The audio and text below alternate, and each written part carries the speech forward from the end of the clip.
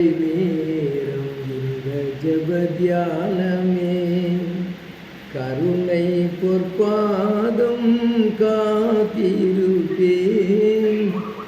அதிகாலையில் அறிவை உணர்த்தி அன்போடு இயேசு தினம் பேசுவார். அதிகாலையில் அறிவை உணர்த்தி அன்போடு இயேசு தினம் பேசுவார். காலை நேரம் இந்த ஜபத்யானமே எஜமான் என் இயேசு முகம் தேடுவேன். என் கண்கர்த்தாவின் கரம் நோக்குமே. எஜமான் என் இயேசு முகம் தேடுவேன். என் கண்கர்த்தாவின் கரம் நோக்குமே. எனக்கு ஒத்தாசை அவரால் கிடைக்கும். என்னை அழைத்தார் அவர் சேவைக்கு. எனக்கு ஒத்தாசை அவரால் கிடைக்கும். என்னை அழைத்தார் அவர் சேவைக்கு. காலை நேரம் இந்த ஜபத்யானமே பல தீமை நிந்தை மொழிகள் உன்மேல் பொய்யாய் சொன்னாலும் களி கூறுவாய். பல தீமை நிந்தை மொழிகள் உன்மேல் பொய்யாய் சொன்னாலும் களி கூறுவாய். இதுவே உன் பாக்கியம் என இயேசு சொன்னார். இந்த மெய்வாக்கு நிறைவேறுதே. இதுவே உன் பாக்கியம் என இயேசு சொன்னார். இந்த மெய்வாக்கு நிறைவேறுதே. காலை நேரம் இந்த ஜபத்யானமே பறந்து புறா போல் சிறகடித்தேன். பாடி சென்றோர் நாள் இளைப்பாறுவேன் நான். பறந்து புறா போல் சிறகடித்தேன். பாடி சென்றோர் நாள் இளைப்பாறுவேன். பரலோக வாசல் பரமசியோனே குறித்து என்னை வரவேற்குமே. பரலோக வாசல் பரமசியோனே குறித்து என்னை வரவேற்குமே. காலை நேரம் இந்த ஜபத்யானமே. அன்பான ஆண்டவரே, கடந்த 7 மாதங்களும் கண்மணி போல பாதுகாத்தி ஆண்டவரே உமக்கு ஸ்தோத்திரம் ஸ்தோத்திரம் ஸ்தோத்திரம். இஸ்ரவேல் நாடு சுதந்திரம் பெற்று 77வது ஆண்டை காணும். நாடு சுதந்திரம் பெற்று அல்ல, இஸ்ரவேல் நாடு சுதந்திரம் பெற்று. இஸ்ரவேல் நாடு சுதந்திரம் பெற்றதிலிருந்து ஆண்டவருடைய வருடங்கள் ஜூபிலி வருடமாக மற்றும் பலவிதமாக கணக்கு போட்டுக்கொண்டு நாம் சிந்திக்கிற காலம். 77வது சங்கீதத்தை பார்க்கும்போது அங்கே இப்படியாக வாசிக்கிறோம். எதுதோன் என்னும் ராகத்தலைவனுக்கு ஒப்புவிக்கப்பட்ட ஆசாவின் சங்கீதம் நாம் சேர்ந்து வாசிப்போம். 77ஆம் சங்கீதம். நான் தேவனை நோக்கி என் சத்தத்தை உயர்த்தி கெஞ்சினேன். என் சத்தத்தை தேவனிடத்தில் உயர்த்தினேன். அவர் எனக்கு செவி கொடுத்தார். என் ஆபத்து நாளில் ஆண்டவரை தேடினேன். இரவிலும் என் கை தளராமல் விரிக்கப்பட்டிருந்தது. என் ஆத்துமா ஆறுதல் அடையாமல் போயிற்று. நான் தேவனை நினைத்த போது அலறினேன். நான் தியானிக்கும் போது என் ஆவி தொய்ந்து போயிற்று. சேலா. சிந்தித்துப்பார். நான் தூங்காதபடி என் கண்ணிமைகளை பிடித்திருக்கிறேன். நான் பேச மாட்டாதபடி சஞ்சலப்படுகிறேன். பூர்வ நாட்களையும் ஆதிகாலத்து வருஷங்களையும் சிந்திக்கிறேன். அக்காலத்தில் என் சங்கீதத்தை நான் நினைத்து என் இருதயத்தோடே சம்பாஷித்துக் கொள்ளுகிறேன். என் ஆவி ஆராய்ச்சி செய்தது. ஆண்டவர் நித்திய காலமாய் தள்ளிவிடுவாரோ? இனி ஒருபோதும் தயவு செய்யாதிருப்பாரோ? அவருடைய கிருபை முற்றிலும் அற்று போயிற்றோ? வாக்கு தத்தமானது தலைமுறை தலைமுறைக்கும் ஒளிந்து போயிற்றோ? தேவன் இரக்கம் செய்ய மறந்தாரோ? கோபத்தினாலே தமது உருக்கமான இரக்கங்களை அடைத்துக் கொண்டாரோ என்று சேலா. சிந்தித்துப்பார். அப்பொழுது நான், இது என் பலவீனம், ஆனாலும் உன்னதமானவருடைய வலதுகரத்தில் உள்ள வருஷங்களை நினைவு கூறுவேன். கர்த்தருடைய செயல்களை நினைவு கூறுவேன். உம்முடைய பூர்வ காலத்து அதிசயங்களை நினைவு கூறுவேன். உம்முடைய கிரியைகளையெல்லாம் தியானித்து உம்முடைய செயல்களை யோசிப்பேன் என்றேன். தேவனே, உமது வழி பரிசுத்த ஸ்தலத்தில் உள்ளது. நம்முடைய தேவனைப் போல பெரிய தேவன் யார்? அதிசயங்களை செய்கிற தேவன் நீரே. ஜனங்களுக்குள்ளே உம்முடைய வல்லமை விளங்க பண்ணினீர். யாக்கோபு யோசேப்பு என்பவர்களின் புத்திரராகிய உம்முடைய ஜனங்களை உமது புயத்தினால் மீட்டு கொண்டீர். சேலா. ஜலங்கள் உம்மை கண்டது. தேவனே, ஜலங்கள் உம்மை கண்டு தத்தளித்தது. ஆழங்களும் கலங்கினது. மேகங்கள் ஜலங்களை பொழிந்தது. ஆகாய மண்டலங்கள் முழக்கமிட்டது. உம்முடைய அம்புகளும் தெரிப்புண்டு பறந்தது. உம்முடைய குமுறலின் சத்தம் சுழல் காற்றில் முழங்கினது. மின்னல்கள் பூச்சக்கரத்தை பிரகாசிப்பித்தது. பூமி குலுங்கி அதிர்ந்தது. உமது வழி கடலிலும் உமது பாதைகள் திரண்ட தண்ணீர்களிலும் இருந்தது. உமது காலடிகள் தெரியப்படாமல் போயிற்று. மோசே, ஆரோன் என்பவர்களின் கையால் உமது ஜனங்களை ஒரு ஆட்டு மந்தையைப் போல வழி நடத்தினீர். இப்படியாக நாம் வாசிக்கிறோம்.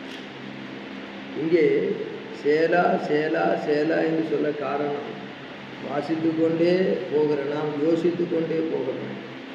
யோசித்து கொண்டு போகிற நாம் அதில் பெற்றுக்கொள்ள வேண்டிய விசுவாசத்தை பெற்று அப்பியாசித்து கொண்டு போக வேண்டும். இன்றைக்கு 77வது இஸ்ரவேல் நாட்டின் சுதந்திர வருடத்தில் ஒரு காட்சியை நம்ம அந்த இஸ்ரவேல் நாடு எப்படி இருக்கிறது, இஸ்ரவேல் நாட்டின் நிலைமை என்ன நமக்கு எல்லாம் தெரியும். ஆனால் இஸ்ரவேலின் தேவன் உயிரோடு இருக்கிறார்.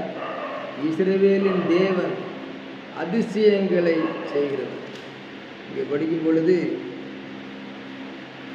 அதிசயங்களை செய்கிறவர் நீரே என்று பார்க்கிறோம். 14ஆம் வசனத்தில் அதிசயங்களை செய்கிற தேவன் நீரே, ஜனங்களுக்குள்ளே உம்முடைய வல்லமையை விளங்கப்படுகிறது. உம்முடைய ஆண்டவர் அதிசயங்களை செய்கிற தேவனாக இருக்கிறார்.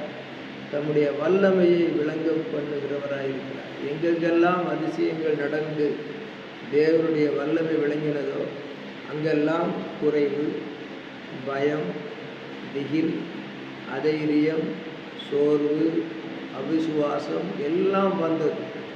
அந்த பாதைகள் இருளான பாதைகள் வந்தால் ஒளியாயிருக்கிற இஸ்ரவேலின் தேவன், இஸ்ரவேலின் ஒளியானவர் புதிய வழிகளை திறக்கிறார், பெரிய காரியங்களை செய்கிறார் என்பதே விசுவாசத்தினுடைய ரகசியம், வெளிப்பாடு. இது 77ஆம் சங்கீதத்திலே வசனத்தை 10வது வசனத்தை நாம் படிப்போம். எல்லா விதமான பலவித சிந்தனையின் பாரங்கள் மத்தியிலே இது என் பலவீனம், நான் சிந்திப்பதெல்லாம் பலவீனமான காரியங்கள், உன்னதமான எல்லாம் இருக்கட்டும், ஆனாலும் உன்னதமானவருடைய வலதுகரத்தில் உள்ள வருஷங்களில் அந்த உன்னதமானவர் எலியோ உன்னதமான தேவன். அவர் அந்த உலகத்திலே உயர்ந்த இடத்திலே உன்னதமான இடத்தில் இருக்கிறார். அந்த உன்னதமானவருடைய எல்லாவற்றுக்கும் மேலாக உயர்ந்திருக்கிற அந்த தேவனுடைய வலது கரத்தில் உள்ள வருஷங்களை நினைவு கூறுவேன். அப்போ வலது கரத்தில் உள்ள வருஷங்களை நினைவு கூறுவேன்னு சொன்னார். இப்படியாக ஒரு ஆங்கில டிரான்ஸ்லேஷன் சொல்லியிருக்கிறது, இந்த year cometh from the right hand of the Lord. The year cometh from the right hand of the Lord. ஆண்டவருடைய வலது கரத்திலிருந்து வருகிற வருஷங்களை நினைவு கூறுது. இப்போ ஆண்டவருடைய வலது கரத்திலிருந்து தான் வருஷம் வருதுன்னா, கடந்த வருஷங்கள் எப்படி இருந்தது, இந்த வருஷம் எப்படி இருக்கு, இனி வர்ற வருஷம் எப்படி இருக்கும் அப்படிங்கிறத பற்றி ஒரு கவலை தேவையில்லை. ஏன்னா உன்னதமானவருடைய வலது கரத்தில் உள்ள வருஷங்களை நினைவு கூறுவேன். ஏற்கனவே சொன்னது போல, the year cometh from the right hand of the Lord. ஆண்டவருடைய உன்னதமானுடைய வலது கரத்திலிருந்து வருகிற வருஷங்களை நினைவு கூறுவேன். அப்படியானால் 2024 வருடம் கரத்திலிருந்து வந்திருக்கிறது. இனியும் 2025 வருடம் கரத்திலிருந்து வரும். அப்படியானால் நம்முடைய பார்வை வருஷத்தின் மேல அல்ல, கடந்த வருஷங்களின் மேல அல்ல. இந்த இந்திய சுதந்திர வருடம் என்பது இது 78வது வருடமாக தோணும். ஏன்னா ஒரு வருஷம் முன்னால் போயிடுச்சு, 47. ஆனால் இங்கே பார்க்கும் பொழுது 48 இஸ்ரவேல் நாடு சுதந்திரம்னு சொல்லும்போது இது 77 வருடமாய் காணப்படும். 77ஆம் சங்கீதத்திலே இன்றைக்கு ஆண்டவர் நம்மோடு சொல்லுகிறது என்னவென்றால், ஆண்டவரே உங்களுடைய வலது கரத்தை நான் நம்புகிறேன் என்று சொல்ல வேண்டும். நான் உன்னை என் உள்ளங்கைகளில் வரைந்திருக்கிறேன் என்று ஆண்டவர் சொல்லியிருக்கிறேன். அப்போ அவருடைய உள்ளங்கைன்னு சொன்னால் அவருடைய கரத்தில் நம்ம இருக்கணும். ஏற்ற காலத்தில் உங்களை உயர்த்தும்படி அவருடைய பலத்த கைக்குள் அடங்கி இருங்கள் என்று எல்லா விதத்திலும் ஊழிய பாதையிலும் ஜீவிய பாதையிலும் முன்னேற்றத்தை எதிர்பார்க்கிற விஷயத்தில் அது பொறுமை காக்கும்படியான ஒரு நம்பிக்கையாக இருக்கிறது. கர்த்தருடைய வலது கரம் இங்கே நமக்கு வாக்களிக்கப்படுகிறது. ஆண்டவர் எனக்கு என்ன வார்த்தையை கொடுக்குறாரு, எனக்கு என்ன வசனத்தை கொடுக்குறாரு அப்படின்னு இந்த நாளில் நினைக்கிறத விட, ஆண்டவர் எனக்கு வலது கரத்தை கொடுக்குறாரு அப்படின்னு சொல்லி, ஆண்டு வலது கரத்தை கொடுக்குறாருன்னா என்ன செய்யணும்? புருஷனும் மனைவியும் அவருடைய வலது கரத்தை பிடிக்கணும். பிள்ளைகளை பார்த்துட்டு வலது கரத்தை பிடின்னு சொல்லணும். அவன் வலது கரத்தை பாரு அப்படின்னு சொல்லணும். சங்கீதக்காரன் சொல்லுவார், என் காலங்கள் எல்லாம் உங்களுடைய கரத்தில் அல்லவோ இருக்கிறது. ஆமாம், நான் எவ்வளோ காலம் உயிரோடு இருப்பேன், அது ஜோசியக்காரர் என்ன சொல்கிறாரு அப்படின்னு சொல்லி பார்க்குறது உலகத்தில் சகஜமான காரியம். என்ன சொல்கிறாரு பார்த்துக்கிற வேண்டியதான். ஜோசியக்காரர் என்ன சொல்கிறாரு, ஜாதகம் என்ன சொல்லுது. ஆனால் பாதகமான வாழ்க்கையிலிருந்து ரட்சித்து நம்மை அவருக்கு சாதகமாக பிரித்தெடுத்த தேவன் சொல்லுகிறாரு, ஏன்பா பயப்படுற, ஏன் மகளை பயப்படுற, ஏன் மகனை பயப்படுற. சிலருக்கு புருஷனை பற்றி பயம், சிலருக்கு மனைவியை பற்றி பயம், சிலர் பிள்ளைகளை பற்றி பயம், குடும்பத்தில் என்ன நடக்குமோங்கிற யோசனை. 4 வீடு தள்ளி ஒன்று நடந்தால் கூட நம்ம வீட்டில் என்ன வந்துடுமோன்னு பயம். இதுதான் உலகம் அருமையானவர்களே. ஆனால் தேவனுடைய பிள்ளைகளுக்கு இங்கே அருமையான சத்தியம் வெளிப்படுகிறது. இது யாருடைய சங்கீதம்? ஆசாபின் சங்கீதம். எதுதும் என்னும் ராகத்தலைவனுக்கு ஒப்புவிக்கப்பட்ட ஆசாபின் சங்கீதம். ஆசாப் இசைக்கலைஞர். நீதிமானோ கர்த்தருக்குள், நீதிமானோ பாடி மகிழ்கிறான், நல்ல இசை பாடி மகிழ்கிறவர், இசைக்கலைஞர். அவர் தான் ஆசாப்.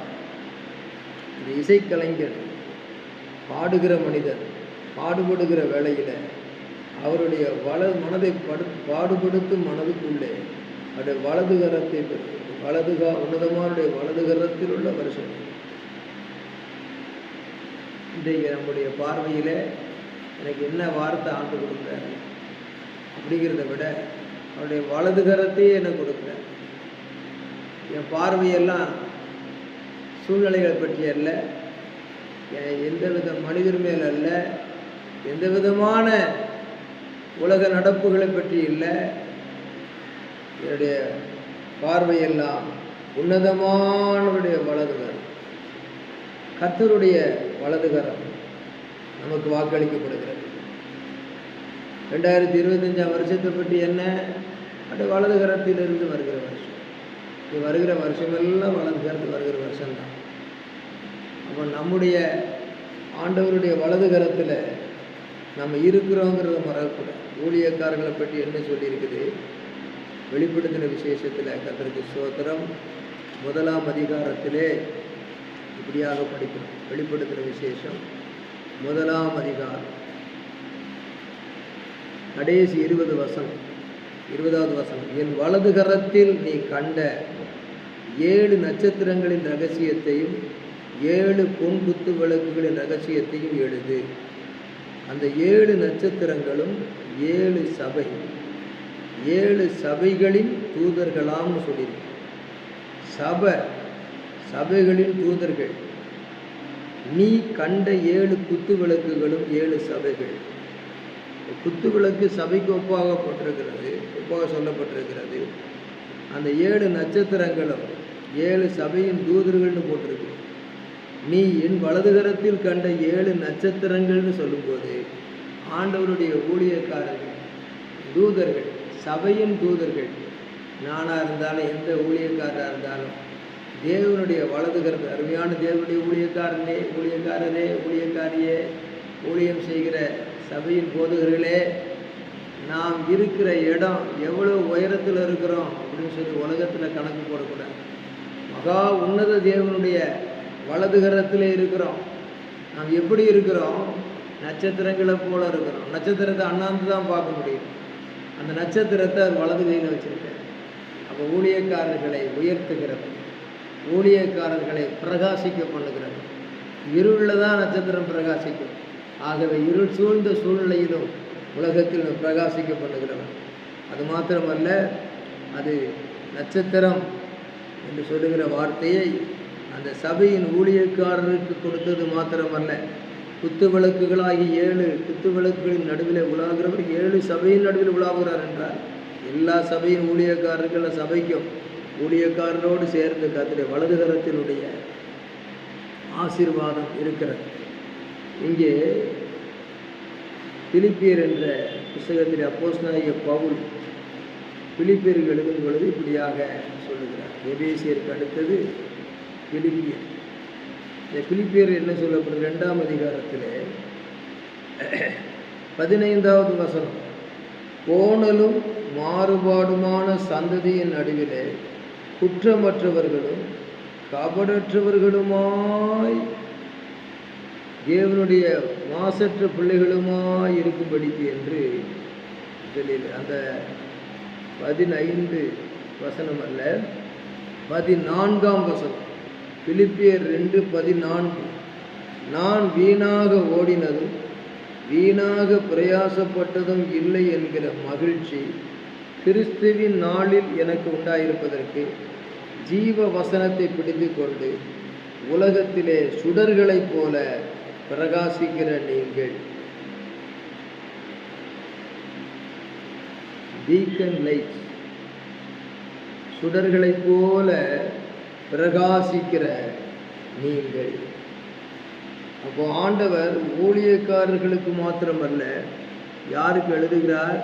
பிலிப்பியர் 1ஆம் அதிகாரத்தில் இயேசு கிறிஸ்துவின் ஊழியக்காரராகிய பவுலும் தீமோத்தேயுமும் 2 ஊழியக்காரர்கள் சேர்ந்து மக்கதோனியா தேசத்தில் உள்ள பிலிப்பு பட்டணத்தில் கிறிஸ்து இயேசுவுக்குள் உள்ள பரிசுத்தவான்கள் அனைவருக்கும் கண்காணிகள், ஓவர்சியர்ஸ், உதவிக்காரர்கள் எல்லாருக்கும் எழுதுகிறார். நீங்கள் ஜீவ வசனத்தை பிடித்து கொண்டு உலகத்திலே சுடர்களைப் போல பிரகாசிக்கிற நீங்கள். விசுவாசிகளுக்கு இந்த சுடர்கள், தேவன் பகலை ஆள பெரிய சுடரையும் இரவை ஆள சிறிய சுடரையும் ஏற்படுத்தினார்னு சூரிய சந்திர நட்சத்திரங்களை பற்றி சொல்லியிருக்கு. அப்போ நம்ம சூரிய சந்திர நட்சத்திரங்களை போல பிரகாசிக்கிற மொத்தத்திலேயே சொல்லியிருக்கு. ஊழியக்காரங்களை நட்சத்திரங்கள் சொன்னாலும் விசுவாசிகளை சூரிய சந்திர நட்சத்திரமாக சொல்லியிருக்கு. சூரியன் என்பது கர்த்தராகிய இயேசு, சந்திரன் என்பது அவரிடத்தில் ஒளிபெற்ற சபை, நட்சத்திரங்கள் என்பது அவருக்காக பிரகாசிக்கிற அவருடைய ஆசீர்வதிக்கப்பட்ட பெருக்கமான ஜனக்கூட்டம். ஆபிரகாமுக்கு சொன்ன வாக்குப்படி நட்சத்திரங்களை போல பெருக பண்ணுகிறார். அவருக்கு நாம் வெளிச்சமாக இருக்கிறோம் என்று இயேசு அந்த நம்முடைய சுவிசேஷத்திலே சொல்லும் பொழுது, நீங்கள் உலகத்துக்கு வெளிச்சமாக இருக்கிறீர்கள் மொத்தத்தில் சொல்லிட்டேன் மத்திய சுவிசேஷம் 5ஆம் அதிகாரத்தில். அதனால நாம் சூரியனை போல, சந்திரனை போல, நட்சத்திரங்களைப் போல வெளிச்சம் பெற்று கிறிஸ்துவுக்குள்ளே காணப்படுகிறோம். அப்படியானால் நம்மை அவருடைய வலதுகரம் பிரகாசிக்க செய்கிற வலதுகரமாக இருக்கிறது. கர்த்தருக்கு ஸ்தோத்திரம். இந்த வலதுகரத்தின் ஆசீர்வாதங்களை பெறுகிறதற்கு நாம் ஏராளம் சொல்லிக்கொண்டே போகலாம். இயேசு சிறு பிள்ளைகளை வலது கையினாலே தொட்டு ஆசீர்வதித்தார். நம்முடைய பிள்ளைகள் எல்லாரையும் இந்த மாதத்தில் ஆசீர்வதிப்பார் என்று விசுவாசிக்க வேணும். கர்த்தருடைய வலதுகரத்தை நீட்டி இறையாதே அமைதலாயிரு என்று காற்றுக்கு கட்டளையிட்டார்.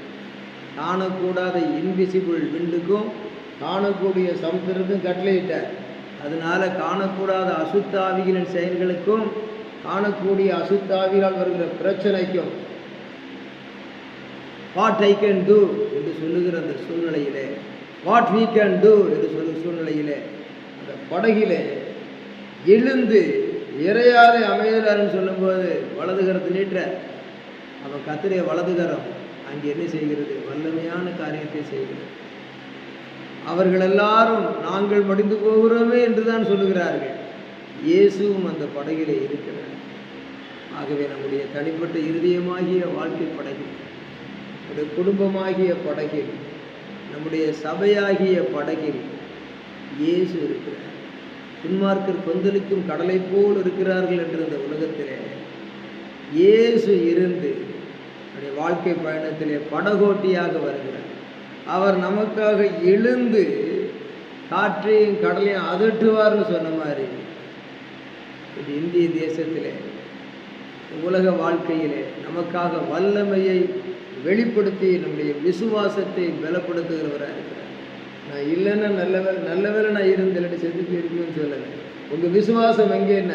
ஆகவே நாமும் we must give command to the invisible wind and also to the visible sea and waves. அதே மாதிரி காணக்கூடாத வானமண்டல பொல்லாத ஆவிகளையும் கட்டணும். காணக்கூடிய பிரச்சனைகளை என்ன செய்யணும்? அதட்டணும். இன்றைக்கு நமக்கு என்னென்னா அழத்தான் தெரியும், ஆனால் அவசரப்படத்தான் தெரியும், அதட்ட தெரியாது. உங்கள் விசுவாசம் எங்கே அப்படின்னு கேட்டார். அப்போ அர்த்தம் என்ன? நான் அதட்டி எந்திரிச்சு வந்து செய்ததில்லை, நீங்களே செய்திருக்கணும்னு சொல்கிறார். ஆகவே குடும்பத்திலே, சபையிலே, தேசத்திலே நாம் அதிகாரம் படைத்தவர்களாக எலியாவை போல வெற்றி வீரர்களாக நமக்குள் இருக்கிற தேவன் பெரியவர், உன்னதமானவர். அவர் வலதுகரத்திலே நான் இருக்கிறேன், அவர் வலதுகரம் எனக்காக கிரியை செய்யும் நம்ப வேண்டும். கர்த்தருடைய வலதுகரத்தினால பேதுருடைய மாமியை தூக்கி விட்டார். ஊழியக்காரன் வீட்டில் வியாதி வந்தால் ஊழியக்காரனை மாத்திரம் இல்லை, ஊழியருடைய மனைவி மாத்திரம் இல்லை, பிள்ளைகள் மாத்திரம் இல்லை, மாமியாரை கூட அவர் என்ன செய்தார்? தூக்கி விட்டார். ஆனால் பேதுரு என்ன செய்தார்? இயேசுவை கூப்பிட்டு போனார். இன்றைக்கு தெய்வீக சுகத்தை நம்பி மருந்து மாத்திரம் ஊசிக்கு மேலே ஆண்டவரை தூக்கி விடுவார். எத்தனை தடவை தூக்கி விட்டுருக்காரு? அதுதான் அவருடைய திருவிழா. வலதுகரம் கர்த்தருக்கு ஸ்தோத்திரம். அவர் வலதுகரத்தில் 5 அப்பம் 2 மீன்களை கொடுத்தார்கள். அதை வாங்கி வலதுகரத்தோடு இடதுகரத்தையும் சேர்த்து அந்த கூடையை பிடிச்சிக்கிட்டு, அந்த சாப்பாட்டு பொருளத்தை பிடிச்சிக்கிட்டு, அந்த கூடையில் வைத்திருந்த சிறுவனுடைய கையில் உள்ள பாத்திரத்தில் உள்ள என்ன 5 அப்பம் 2 மீனை பிடிச்சிக்கிட்டு இதாவே அப்படின்னு சொல்லி அதை ஸ்தோத்திரம் பண்ணி அதை ஆசீர்வதித்து பிட்டு கொடுக்குற 5000 பேருக்கு போய் 12 கூட நிறைய மீன் எடுத்தாங்க. அருமையான கர்த்தருடைய பிள்ளையே, உங்கள்கிட்ட கொஞ்சம்தான் இருக்குது, கர்த்தருக்கு தெரியும். 2 விதமான பொருள், அப்பம் மீன், இதான் இருக்குது. அவர் தான் சொன்னார், அப்பத்தை கேட்டால் கல்லை கொடுப்பானா, மீனை கேட்டால் பாம்பை கொடுப்பானா? உங்கள் கொல்லாத தகப்பன்மார் நல்ல ஈவுகளை கொடுக்குறார்கள். அந்த சிறுவன் கையில் அவங்க எப்படிப்பட்ட தகப்பனோ தாயா கொடுத்து அனுப்பிச்சிருக்காங்க, போ இயேசுநாதர் கூட்டத்துக்கு போயிட்டு வாங்க, அங்கே எல்லாருக்கும் உணவு வேணும். ஆவிக்குரிய உணவு சாப்பிட்டு முடித்த பிறகு தான் சரீர உணவு கொடுக்கப்பட்டது. 3 நாள் பிரசங்கத்தை கேட்டிருக்காங்க. நம்ம ஒரு 1 மணி நேரம் கேட்கும்போது கூட 1/2 மணி நேரம் ஆகிட்டுதுன்னா நம்ம முறுமுறுக்கிறோம். செவிக்கு உணவு இல்லாத போது வயிற்றுக்கு சற்று ஈயப்படும் போட்டு. ஆவி ஆத்மா ரெண்டும் போஷிக்க ரெண்டு காது, ஒரு வயிறுக்கு ஒரு வாய். அப்போ ஆவிக்குரிய பிரகாரம் வேத வசனத்தை வாசித்து தியானித்து போஷிக்கப்பட வேண்டும். நம் தேவ சமூக நேரம் செலவிடணும். 3 நாள் கேட்டுக்கிட்டே இருந்தாங்க இயேசுகிட்ட. இன்றைக்கு என் நாமத்தினால் 2 அல்லது 3 பேர் எங்கே கூடியிருக்கிறார்களோ நடுவில் இருக்கிறேன்னு சொல்லும்போது குடும்ப ஜெபம், தனி ஜெபம், சபை ஜெபத்தில் பங்கு பெறுகிறதற்கு தேவ சமூகத்தில் அமரக்கூடிய பக்கம் வேணும். 3 நாளும் கேட்டவங்க, ஆவியில் ஆத்மாவில் திருப்திப்பட்டவங்களை first seek ye the kingdom of God, then all these things shall be added unto you சொன்ன மாதிரி தேவராஜ்யத்து நீதி அவ்வளோ உண்மையாக தேடினவங்களை கர்த்தர் வெறுமையாக அனுப்பலை. நம்ம சரீர பிரகாரமான காரியத்துக்கு மாத்திரம் கவலைப்பட்டுக்கிட்டே வேதத்தை வாசிக்க மாட்டேங்கிறோம், தியானிக்க மாட்டேங்கிறோம், ஜெபிக்க மாட்டேங்கிறோம்.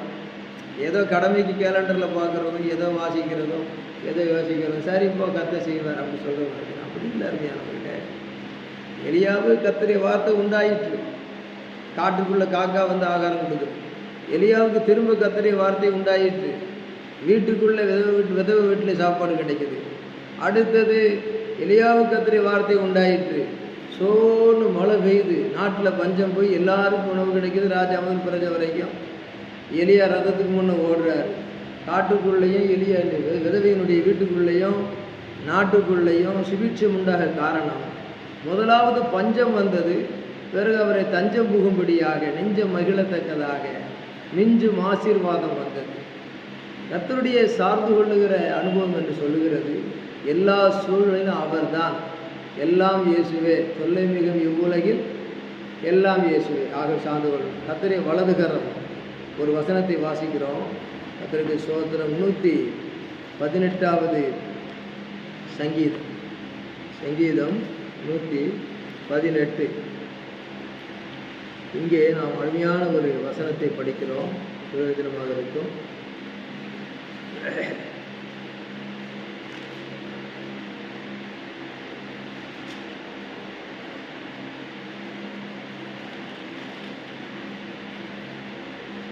அஹ் 117வது சங்கீதம் 14, 15 வசனங்களை படிப்போம்.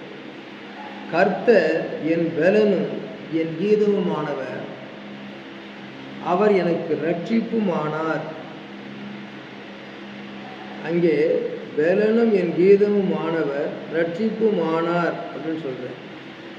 இது இஸ்ரவேல் ஜனங்கள் செங்கடலை தாண்டி வனாந்தரத்துக்கு வந்திருக்கிற அனுபவத்தை காட்டுகிறது. அவர்கள் எல்லாரும் ஆசரிப்பு கூடாரங்களை அங்கங்கே போட்டு குடியிருக்கிறார்கள். ஆகவே தான் 15ஆம் வசனம் சொல்லுகிறது, நீதிமான்களுடைய கூடாரங்களில் ரட்சிப்பின் கம்பீர சத்தம் உண்டு, கர்த்தரின் வலதுகரம் பராக்கிரமம் செய்யும். Here we can see the family fellowship prayer. இங்கே குடும்ப ஜபத்தின் ஐக்கியத்தை பார்க்கிறோம். அல்லது family praising experience in every home, every tent. இன்றைக்கி நம்ம ரெண்டில் இருந்தால் கூட டென்ட்டில் இல்லை, நல்ல வீட்டில் இருக்கிறோம். ஆனால் இன்றைக்கு இந்த அனுபவத்தை பாருங்கள். 14ஆம் வசனம், கர்த்தர் என் பலனும், the Lord is my strength, என் கீதமுமானவர், the Lord is my song, அவர் எனக்கு ரட்சிப்புமானவர், the Lord is my salvation, the Lord is my strength, the Lord is my song, the Lord is my salvation. இந்த மூன்று ஒன்றோடு ஒன்று இருக்கிறது. எங்கே துதித்து பாடினார்களோ அங்கெல்லாம் தேவனுடைய வல்லமை இறங்குகிறது. சரீர பிரகாரமாக ரட்சிப்பு உண்டாகிறது. ஆவிக்குரிய ரட்சிப்பை பெற்ற நம்ம இன்றைக்கு எத்தனையோ காரியங்களிலே இந்த காரியத்தை கடவுள் ஒருவர் தான் செய்ய வேண்டும். வர வேண்டிய இந்த எதிர்பார்க்கிற பொருள் கிடைக்கவில்லை, பணம் கிடைக்கவில்லை என்கிற சிறிய காரியம் அல்ல. பெரிய பார்வோனுடைய அரக்கத்தனமான ஆட்சியிலிருந்து விடுதலை பெறுகிறதுக்கு கூட அவர்கள் செங்கடலை தாண்டி வந்து ரட்சிக்கப்பட்ட போது, ரட்சிப்புன்னு சொன்னால் சரீர பிரகாரமாக ஆத்தும பிரகாரமாக யெகோவாவை ஏற்றுக்கொண்டவர்கள், சரீர பிரகாரமாக செங்கடலையும் தாண்டி வந்து விட்டவர்கள். Spiritually and physically and spiritually அவர் என்ன செய்கிறார்கள்? ரட்சிப்பை பாடுகிறார்கள். கூடாரம் கூடாரம் கூடாரமாய் பாட்டு சத்தம் கேட்கிறது. அவ்வளவு துன்பப்பட்டார்கள். அதற்கு காரணம் என்ன? கர்த்தரின் வலதுகரம் பராக்கிரமம் செய்யும். அல்லேலூயா. கர்த்தருடைய வலதுகரம் பராக்கிரமம் செய்யும். இந்த கால வேளையிலே உங்கள் வீட்டுக்கும் இந்த வலதுகரம் போதுமானது. உங்கள் கூடாரத்துக்கும் இந்த வலதுகரம் போதுமானது. உங்கள் கணவன் மனைவி பிள்ளைகளாய் இருக்கிற உங்கள் வீட்டிலே சொல்லக்கூடாத பிரச்சனைகள், தவிர்க்க முடியாத பிரச்சனைகள், மாற்றம் வராத பிரச்சனைகள் இருக்கலாம்.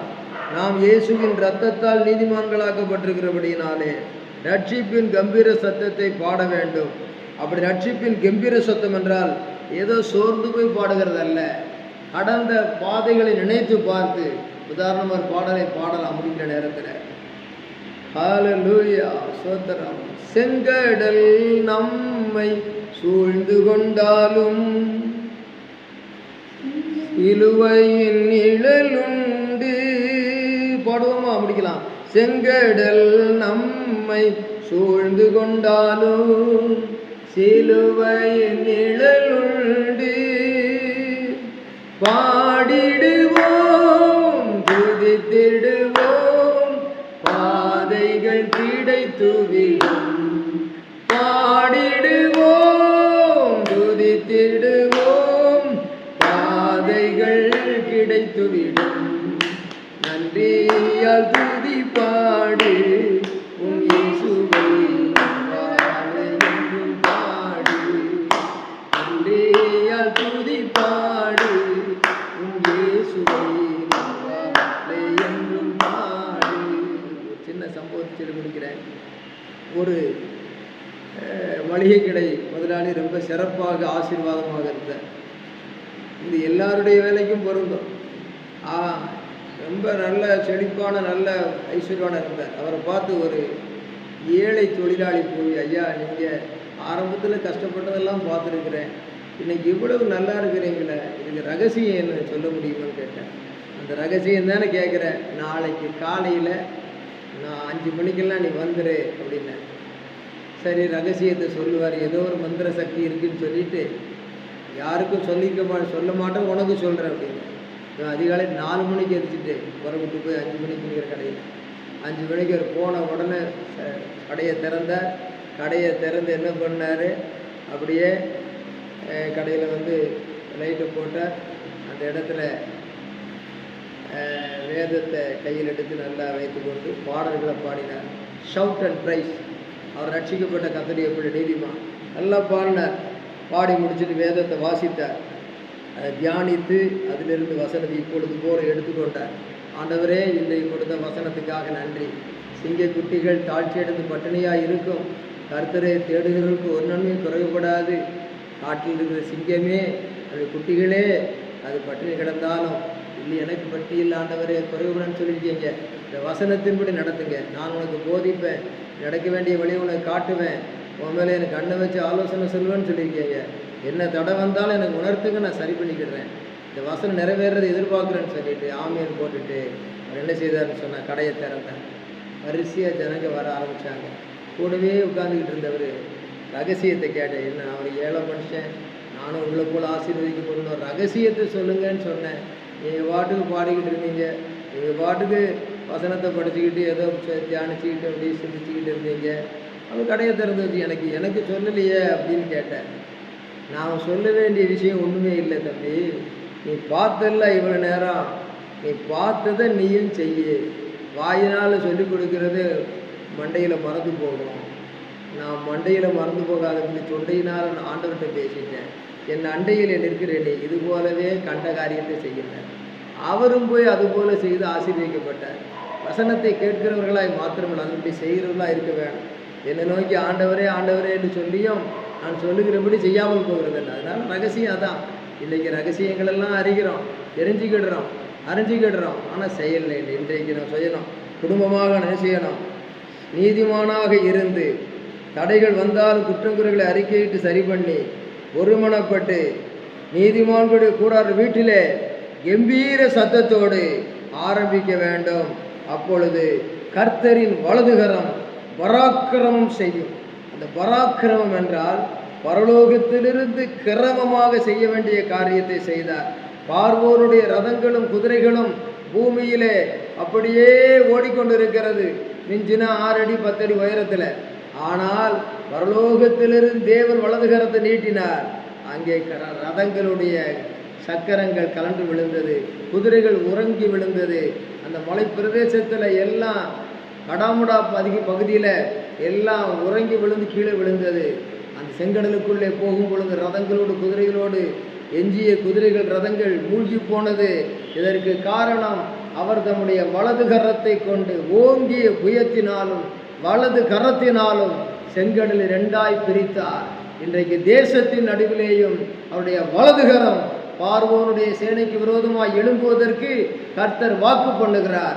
குடும்பத்திலேயும் அந்த வலதுகரம் பராக்கிரமம் செய்வதற்கு வாக்கு பண்ணுகிறார். சிறு பிள்ளைகளை தொட்டு ஆசீர்வதிக்கிற வலதுகரத்தை வாக்கு பண்ணுகிறார். அதுபோல தேவனுடைய மாமியானாலும் ஊழியருடைய குடும்பத்திலே அவர்களுடைய உறவுகளிலேயும் கூட சுகத்தை கொடுக்க, தெய்வீக சுகத்தை கொடுக்க வாக்கு பண்ணுகிறார். 5 அப்பம் 2 மீன்களை 5000 பேருக்கு பகிர்ந்தளித்தது போல உங்களிடத்தில் இருக்கிறவைகளை கொஞ்சத்தை உங்களுக்காக, உங்களோடு இருக்கிறவர்களுக்காக பகிர்ந்தளித்து மீதி எடுக்கத்தக்கதாக ஆண்டவர் ஆசீர்வதிக்கிறார். அது உங்களுடைய முயற்சிகளில் எதுவாக இருந்தாலும் நீங்கள் கையிடுகிற வேலையிலெல்லாம் உங்கள் தேவனாய கர்த்தர் ஆசீர்வதிக்கும்படி 3 நாள் கேட்டவர்களுக்கு 1 நாள் அற்புதம் போல அதிகமாக ஆண்டவரையும் வசனத்தையும் சார்ந்து தியானித்து ஜெபிக்கிற உங்களுக்கு நிச்சயமாகவே கர்த்தர் இப்படிப்பட்ட அற்புதங்களை மீதி எடுக்கத்தக்கதாக செய்வார். கர்த்தருடைய வலதுகரம் அடுத்த வசனத்தில் பார்க்கிறோம்.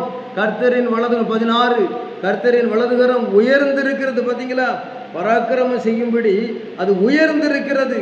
கர்த்தரின் வலதுகரம் பராக்கிரமம் செய்யும். நான் சாகாமல் பிழைத்திருந்து கர்த்தருடைய செய்கைகளை விவரிப்பேன். செங்கடலை தாண்டி நான் சாகாமல் இருக்கிறேன், என்ன செய்ய வேண்டும்? என் ரட்சிப்பு என்னுடைய அனுபவங்களை கொண்டு ஊழியம் செய்ய வேண்டும். கர்த்தருடைய செயல்களை விவரித்து சொல்ல வேண்டும். சபையில் மாத்திரமல்ல, சமுதாயத்தில் எங்கேயும். நம்முடைய வாழ்க்கையில் குறைவுள்ளவர்கள் தான் 28-18 வசனம் சொல்லுகிறது. கர்த்தர் என்னை வெகுவாய் தண்டித்தும் என்னை சாவுக்கு ஒப்பு கொடுக்கவில்லை. அவர் தெரிந்து கொண்ட ஜனத்தை எத்தனை குறைவிருந்தாலும் கைவிட மாட்டார். செங்கடலை பிரித்து காப்பதற்கு முன்னும் குறைவு இருந்தது, செங்கடலை தாண்டின பிறகும் குறைவு இருந்தது. இஸ்ரவேல் ஜனங்களுக்கு தெரிந்து கொண்ட தேவன் அவர் வெகுவாய் தண்டித்தும் சாவுக்கு ஒப்பு கொடுக்கல. அருமையான பிள்ளையே, உனக்கு சிற்றைகள் வந்திருக்கலாம், தண்டனைகள் வந்திருக்கலாம், இன்னும் கர்த்தரை நெருங்கி ஜீவிக்க வேண்டியது இருக்கலாம். ஆனாலும் கர்த்தர் கைவிட மாட்டார். 19 நீதியின் வாசல்களை திறவுங்கள், நான் அவைகளுக்குள் பிரவேசித்து கர்த்தரை துதிப்பேன். கர்த்தரின் வாசல் இதுவே, நீதிமான் இதற்குள் பிரவேசிப்பார்கள். அந்த பகுதியிலே படிக்கும் பொழுது கர்த்தருடைய ஆலயத்திலே பிரவேசிக்கிறதும் கர்த்தருடைய ஆலயத்திலிருந்து ஆசீர்வாதம் பெறுகிறதுமான காரியங்கள் சொல்லப்பட்டிருக்கிறது. ஆகவே 26ஆம் வசனம், கர்த்தருடைய நாமத்தினாலே வருகிறவர் ஸ்தோத்தரிக்கப்பட்டவர், கர்த்தருடைய ஆலயத்திலிருந்து உங்களை ஆசீர்வதிக்கிறோம். இப்படிப்பட்ட பிள்ளைகளாகி நாம் கர்த்தருடைய ஆலயத்திலே ஆசீர்வாதம் பெறுகிறவர்களாய் மாத்திரமல்ல, வெளியே சென்று ஆசீர்வதிக்கிறவர்களாய் இருக்க வேண்டும். இடத்திலே வீடு கட்டுகிறவர் 22 வீடு கட்டுகிறவர்கள் ஆகாதண்டு தள்ளின கல்லே மூளைக்கு தலைக்கல் ஆயிற்று, கர்த்தராலே ஆயிற்று, கண்களுக்கு ஆச்சரியமாயிருக்கிறது. கர்த்தர் உண்டு பண்ண நாளிலே கழிவிருந்து மகிழத்தக்கதாக ஞாயிற்றுக்கிழமை ஆராதனை பங்கு பெறுவதிலும் சாட்சி சொல்வதிலும் சபையாக சென்று அவருடைய செய்திகளை விவரிப்பதிலும் நாம் இருக்கும் பொழுது அவரை தேடி சென்று பிரசங்கத்தை கேட்டவர்களுக்கு வலதுகரத்தினுடைய அற்புத ஆசீர்வாதம் 5 மீன் பெருகியது. அவருடைய ஆசீர்வாதத்தின் வசனத்தை கேட்கிறதிலே பெருகி இருக்குமானால் அவருடைய செய்கைகளை விவரிக்கும்படி போகும் பொழுது கர்த்தருடைய வலதுகரம் தேசத்திலே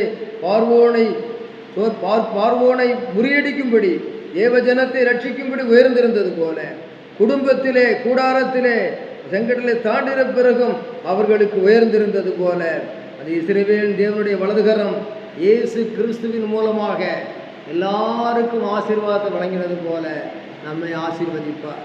ட்ரை யுவர் பெஸ்ட். இந்த வேளையில் பாடலை பாடுகிறோம்.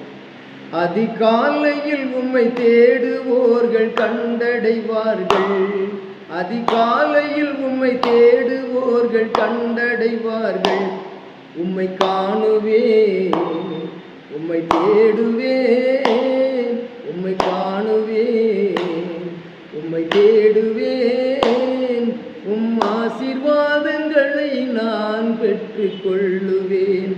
உம்மை பாடி பாடி பாடி பாடி உம்மில் மகிழுவேன். அதிகாலையில் உம்மை தேடிடுவோர் கண்டடைவார்கள். உம்மை தேடுவேன், உம்மை காணுவேன், உம்மை பாடுவேன், உம்மை புகழுவேன். உம்மை தேடுவேன், உம்மை காணுவேன், உம்மை பாடுவேன், உம்மை புகழுவேன்.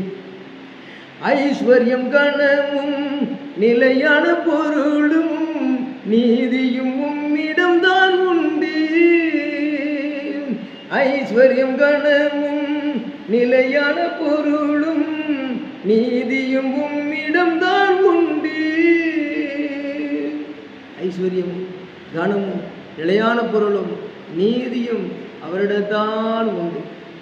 சிங்கத்தின் குட்டிகள் தாழ்ச்சி அடைந்தாலும் கர்த்தர் உம்மை தேடுவோர்க்கு குறைவு ஒன்றும் இல்லையே.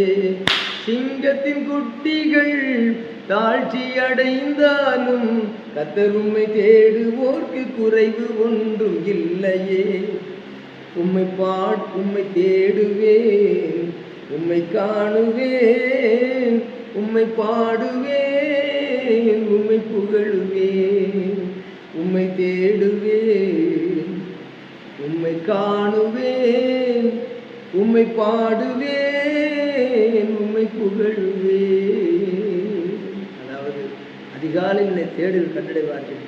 ஐஸ்வர்யம் கனம் நிலையான பொருள் நீதி நடத்த ஒன்றும் சொல்றாரு. அதனால சிங்கத்தின் குட்டிகள் தாழ்த்தெடுத்து பட்டினியாக கண்டாலும் கர்த்தரை தேடுகிற ஒரு நன்மையும் குறையக்கூடாது. கர்த்தரை தேடி இருக்கிறோம், ஆகவே கர்த்தரை பாடி இருக்கிறோம். கர்த்தருடைய வலது கரத்தை நாம் இன்றைக்கு சார்ந்து கொள்ளுவோம். பயப்படாதே, நான் உன்னுடனே கூட இருக்கிறேன். திகையாதே, கலங்காதே, நான் உன் தேவன். நான் உன்னை பலப்படுத்தி உனக்கு சகாயம் பண்ணுவேன். என் நீதியின் வலது கரத்தினால் உன்னை தாங்குவேன் என்று ஏசியா 40:10 கர்த்தர் உங்களை ஆசீர்வதிப்பாராக. வேளையிலும் கர்த்தருடைய வலது கரம் பராக்கிரமம் செய்யும். நீதிமான்களுடைய கூடாரங்களில் ரட்சிப்பின் கம்பீர சத்தம் உண்டு. கர்த்தரின் வலதுகரம் பராக்கிரமம் செய்யும். கர்த்தரின் வலதுகரம் உயர்ந்திருக்கிறது. கர்த்தரின் வலதுகரம் பராக்கிரமம் செய்யும். இந்த வேளையில் யாராவது மனதிலே சோர்ந்து போயிருக்கிறீர்களா? அந்த வலதுகரத்தை நீங்கள் சார்ந்துக்கிறீங்க. பேசி முடிக்கிற நேரம் ஒரு ஸ்வீட் கடையில் ஒரு நின்றுக்கிட்டு என்னாச்சு கொஞ்சம் அப்படியே ஒரு அந்த பட்டிக்காட்டா மிட்டாய் கடை பதில் பார்த்துக்கிட்டே அந்த நேரத்தில் அந்த கடைக்காரர் சொல்கிறார், தம்பி எடுத்துக்கோப்பா, பூந்தி தானே வேணும் உனக்கு, இந்த எடுத்துக்கோ. பூந்தி இருக்கிற கண்ணாடி டப்பாவே தொட்டு பார்த்துக்கிட்டு எடுத்துக்கோ. அண்ணாச்சி வேண்டாம், இதில் எடுக்க மாட்டேன் அப்படின்னு பார்த்தா இவ்வளோ நல்ல பேராக இருக்கானே, எடுத்துக்கோன்னா எடுக்க மாட்டேங்கானு சொல்லி அவர் கையில் எடுத்து வலது கையில் அப்படி எடுத்து அப்படி கொடுத்தார். கொடுத்த உடனே 2 கையை நீட்டி வாங்கிக்கிட்டேன். எடுத்துக்கோன்னா எடுத்துக்கல, இப்போ கொடுத்தவொன்னு டக்குன்னு வாங்கிக்கிட்டியே அப்படின்னு கேட்டதுக்கு அவன் சொன்னான், அண்ணாச்சி என் கை சின்ன கை, நான் எடுத்த கொஞ்சம் தான் வரும், உங்கள் கையில் எடுத்து 2 கைட்டு வாங்கிக்கிட்டேன், நிறையா வந்தது அப்படின்னா. சரியான ஆள்டா நீ, சாதாரண ஆள் இல்லடா நீ அப்படின்ட்டு அவனை புகழ்ச்சியாக சிரிச்சுக்கிட்டு சொன்னார். அண்ணாச்சிகரம் பெரிய வலதுக்கு, அண்ணாச்சி வலது கை பெரிய கை, இவன் வலது கை சின்ன கை. அதே மாதிரி நம்ம என்னைக்கு இருந்தாலும் சின்ன வலது கை தான், நம்மகிட்ட இருக்கிறது கொஞ்சம் தான். இது மாதிரி உங்கள் கையினால் எடுத்து போடுங்க. அவர் கையை மேலேருந்து வருது, இவன் கையை கீழே இருந்து வாங்குது. அதுபோல் உன்னதமாருடைய வலதுகாரம் உங்களுக்காக, குடும்பத்துக்காக, சபைக்காக, நமக்காக, எனக்கும் கூட தான் வேணும். எனக்கு கூட வேண்டியது இருக்கு, வேண்டான்னு சொல்ல யாருமே இல்லை. உங்களுக்கு வேண்டியது இருக்கு.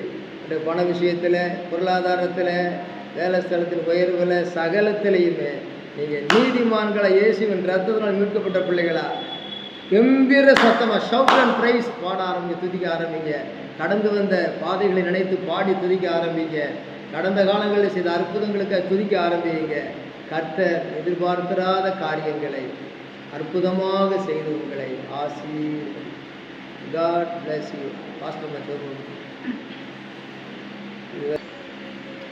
அன்பின் பரலோக பிதாவே, நிவரைக்காக உமக்கு ஸ்தோத்திரம் அப்பா. நன்றியோடு உம்மை துதிக்கிறோம்.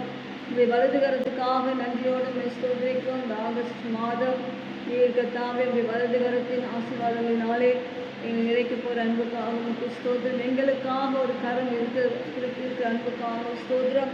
அந்த கரம் எங்களை நடத்த போகிற எல்லா ஆசீர்வாதமான வழிகளுக்காக ஸ்தோத்திரம். பாதுகாக்க போகிற கிருபைகளுக்காக ஸ்தோத்திரம். தொடர்ந்து அந்த கரத்தை பிடித்து கொண்டே இந்த மாதத்தை நாங்கள் முடிக்க உதவி செய்யும். அப்பா உமக்கு கொடி ஸ்தோத்திரம் ஸ்தோத்திரம் ஸ்தோத்திரம். என்ற செய்தியை கேட்டு இந்த பிள்ளைகளை விசேஷமாய் ஆசீர்வதிப்பீராக. இந்த மாதம் முழுவதும் அந்த கரத்தை காண உதவி செய்யும். அந்த எங்களோடு கூட, எங்கள் ஊழியத்தோடு கூட, எங்கள் சபையோடு கூட அப்பா இருக்கும்படியாய் இந்த வலதுகரம் வெளிப்படும்படியாய் பராக்கிரமம் செய்யும்படியாய் நம்ம இயேசுவின் நாமத்தில் சொல்லிட்டு எங்கள் தேசத்தை இந்த வலதுகரம் பராக்கிரமம் செய்யட்டும். அப்பா எங்கள் தேசத்தின் குடிகளோடு கட்டால் இந்த வலதுகரம் மீட்டப்பட்டு அநேக மக்கள் ரட்சிக்கப்படட்டும். ஆண்டவரே இந்த பெரிய காரியங்கள் செய்வீராக. எல்லா துதியும் கனமும் மகிமை நாங்கள் உமக்கு செலுத்துகிறோம். இயேசு கிறிஸ்துவின் நாமத்தில் ஜெபிக்கிறோம் நல்ல பிதாவே. ஆமென். ஹalleluya hallelujah praise the Lord hallelujah. நம்முடைய கர்த்தராய் இருக்கிற இயேசு கிறிஸ்துவின் கிருபை, பிதாவாகிய தேவனுடைய அன்பு, பரிசுத்த ஆவியானவருடைய அந்நியோனி ஐக்கியம் நம் அனைவரோடும் கர்த்தருடைய வலதுகரத்தின் ஆசீர்வாதம் பொங்கி வழியும்படி கூட இருப்பதாக. ஆமென். ஆத்துமாவே கர்த்தரை ஸ்தோத்திரி.